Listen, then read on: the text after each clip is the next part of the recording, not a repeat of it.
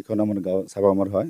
তো পোনপ্ৰথমে মই সংবাদ মাধ্যমক ধন্যবাদ জনাইছোঁ যে আপোনালোকে আমাৰ এই যি অচলাৱস্থা চাবামাৰ পানী যোগান আঁচনি ইয়াৰ মানে সম্পৰ্কে আপোনালোকে জানিবলৈ আহিছে, তাৰ কাৰণে আপোনালোকক ধন্যবাদ জনালোঁ। তো 2010-12 মাজত এই আপোনাৰ আঁচনিখন বনাইছিল, কিন্তু কিমান দূৰ ফলৱতী হৈছে এইখিনি আঁচনিখন আপোনালোকে চালিয়ে গম পায় যে এইভাগে কেন্দ্ৰীয় চৰকাৰে কৈছে হাৰ ঘৰ জল, তাৰমানে প্ৰত্যেক ঘৰে জল জীৱন আঁচনিত মানে অন্তৰ্ভুক্ত হৈ প্ৰত্যেকৰ বিশুদ্ধ খোৱা পানী পাব লাগে। কিন্তু আজিলৈকে আমাৰ যে আঁচনিখন দেখা পালে আপোনালোকে গম পাব যে কিমান মানে ৰাইজে উপকৃত হৈছে। তো মই আপোনালোক পানী ইয়াতে পাব বুলি আমি ক'ব নোৱাৰি, কাৰণ 2-3 দিন টেষ্টিং কৰিছিলে, সেই সময়ত তেওঁলোকে অলপ মানে 2-4 দিন চলিছিলে। এই আপোনালোকৰ সংবাদ মাধ্যমৰ মাজেদি মানে অসম চৰকাৰক মই এইটোৱে অনুৰোধ জনাম যে এনে শ্লোগান দি থ'লে নহ'ব, মানে যাতে কাৰ্যকৰী হয় তাৰ কাৰণে মই অসম চৰকাৰ মানে অনুৰোধ জনাম। এইখন গাঁৱত আমাৰ চাবামাৰ গাঁৱত মোটামুটি 300-300ৰ ওপৰত মানে পৰিয়াল আছে, কিন্তু আজিলৈকে বিশুদ্ধ খোৱা পানীৰ ব্যৱস্থা পোৱা নাই। ইভাগেদি পাইপটো মানে কেইবাৰে 2-3বাৰে পাইপ পুতিছে, কিন্তু আপোনাৰ পইণ্টবোৰ আপোনালোকে যদি নিশ্চয় মানে চাই পইণ্টবোৰহে দেখাবলৈ পাব যে পইণ্টবোৰ মানে লগাই থৈ দিছে, পইণ্টবোৰ কিছুমান আছে কিছুমান নাই এনেকৈ, কিন্তু আজিলৈকে মানে বিভাগীয় ভাগৰ পৰা আপোনাৰ চাউল অহা নাই।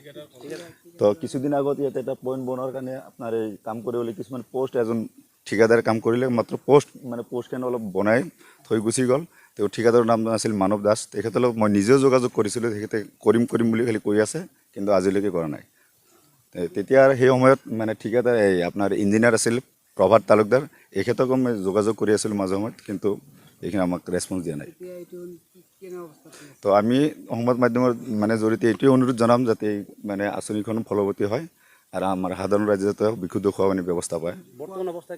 বৰ্তমানৰ অৱস্থাটো বহুত জলজীৰ্ণ অৱস্থা, মানে পানী ক'ত পায়? পানীটো পালেতো আপোনালোকক আজি আপোনাৰ মানে কথাবোৰ নক'লো হয়, পানী নাপায়। কোৱাৰ্টাৰত এতিয়া এনে পৰি আছে, আমাৰ গাঁৱৰ এজন মানে মুখিয়াল এজনে আছে, থাকিবলৈ দিছোঁ। ভাড়া নহয়, এনেই তাৰমানে যোনে মাটিটো দান কৰিছে তেওঁৰ হৈ এজনে থাকি আছে। এখন দুৰ্নীতি কেনেকৈ ক'ম দুৰ্নীতি বুলি? এইটো আপোনালোকে আঁচনিখন দেখা পালে দুৰ্নীতি হয়নে নে ভাল কাম কৰিছে এইটো তাতে গম পাই যাব। এইটো কোটি টকা আঁচনি হয়, কিন্তু কোটি টকা গভমেণ্টে দিছে, এই টকাবোৰ মানে কিমান ফলৱতী হৈছে এইটো আঁচনিখন দেখিলে আপোনালোকে গম পায়। ফটোকাৰ ফেনত পৰিণত হৈছে। 10-11-2010-11 মই কেয়াৰটেকাৰ হওঁ।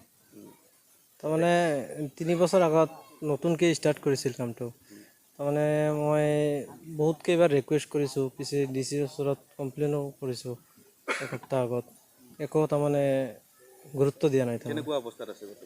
বৰ্তমান খুবেই বেয়া। তাৰমানে মই SDO ছাৰকো ফোন কৰিলোঁ, তাৰমানে একো তাৰমানে SDO ছাৰটোৰ নাম মই নাজানো, কিন্তু এছৰ নাম জানো, প্ৰভাত তালুকদাৰ। ছাৰক ফোন মাৰিছোঁ, কিন্তু একো গুৰুত্ব নিদিয়ে। এতিয়া যদি গুৰুত্ব নিদিয়ে, মই মানে মাটিটো দি তাৰমানে ভেজাল কৰিছোঁ, দান কৰিছোঁ। হয়, বিপদত পৰিছোঁ, কামত লগা নাই। নাই, একটো হ'ব নাই, চবে পাই আছে। এতিয়া পানীও দিয়া নাই ৰাইজক। চৰকাৰে হৰ ঘৰ জল ব্যৱস্থা কৰিছে বিশুদ্ধ খোৱা হয়, পানী, হয়। কিন্তু ইয়াৰ কাম আৰম্ভ কৰিও সম্পূৰ্ণ হোৱা নাই, ঠিকাদাৰৰ গাফিলতি নেকি? ঠিকাদাৰ গাফিলতি ডাইৰেক্ট। কোন আছিল ঠিকাদাৰ? ঠিকাদাৰ মানৱ দাস, ক'ৰ হৈ থাকে? বৰপেটাৰ। তেওঁ কাম আধৰুৱা কৰি আধৰুৱাকাৰী গুচি গৈছে, খবৰে নলয় তাৰমানে। কি নিৰ্মাণ কৰিছে তেওঁলোকে? নিৰ্মাণ পাইপ অলপ পুতিছিল। কোৱাৰ্টাৰটো আগতে বনাইছে। এতিয়া কোৱাৰ্টাৰত মানুহ থাকে দেখা গৈছে। মানুহ মানে মই তাৰমানে এনে বস্তুটো থাকিলে হেৰি হয় না, বেয়া হৈ যায়, জংঘল হৈ যায়। মিছনৰে কোনোবা মানুহ থাকে নে কোনোবা নহয়, বেলেগ বেলেগ কেয়াৰটেকাৰটো মই, ভাড়া নহয়, থাকিব দিছোঁ তাৰমানে। বঙাইগাঁৱত মাদ্ৰাছাত নামটো মেজবাউল হক। তেখেতে এনে থাকি আছে, হয়, হয়, নষ্ট হোৱাতে। নষ্ট হোৱা পানী একদিনো পোৱা নাই। পানী একদিনো পোৱা নাই। ঘৰে ঘৰে নল পুতিছিল নে? নল পুতিছিল, আপোনাৰ দেখিব পাব, আপোনাৰ এই পুতি তাৰমানে একো হেৰি কৰা নাই তাৰমানে। নল দেখা পাব, হয়, বাকীবিলাক নাই। মানুহে কেইদিন ৰাখিব? পানী ওলালেহে ৰাখিব না। কি ক'ব চৰকাৰ? নষ্ট কৰি দিছে।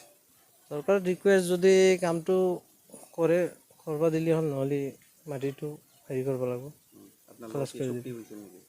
চুক্তি হৈছিল, এগ্ৰিমেণ্ট হৈছিল।